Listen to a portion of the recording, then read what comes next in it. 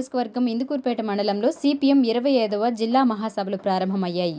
ఈ సందర్భంగా Indukuru sub register కార్యాలయం నుంచి షాదీ మంజిల్ వరకు ఈ ప్రదర్శన జరిగింది.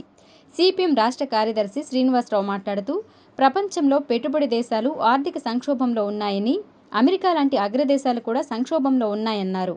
అలాగే విశాఖ ఉక్కు పరిశ్రమ సాధనకు పోరాడుతున్నామన్నారు.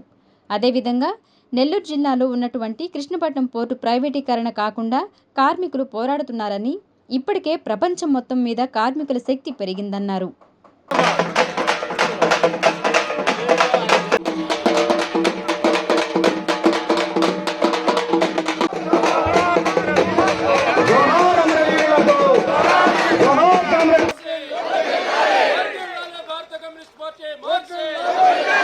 మారుతున్నటువంటి పరిణామాలను అర్థం చేసుకోండి, పరిస్థితులను అర్థం చేసుకుని దానికి అనుగుణంగా మారాలని మేము చెబుతున్నాం. ఈరోజు మీరు మారుతారా లేదని పొద్దున ప్రజలు ప్రశ్నించే స్థితి రాకుండా ఈరోజే మార్చి చూపించండి అని అడుగుతున్నాం.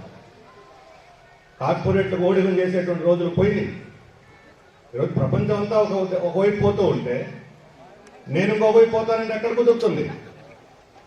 ఈరోజు ప్రభుత్వ రంగాన్ని విశాఖ ఉక్కు ఫ్యాక్టరీ కార్మికులు 3 సంవత్సరాల నుంచి అక్కడ దీక్ష వదలకుండా ఇప్పుడే మనం చూసాం. మన అయ్యప్ప భక్తుల్ని వాళ్ళని మనం కొంత ఇబ్బంది కలిగించిన వాళ్ళకి మనం క్షమాపణలు చెప్పాలి. వాళ్ళు 40 రోజులు 50 రోజులు చాలా పవిత్రంగా దీక్ష చేస్తారు, పట్టు వదలని విక్రమార్కులాగా దీక్ష చేస్తారు.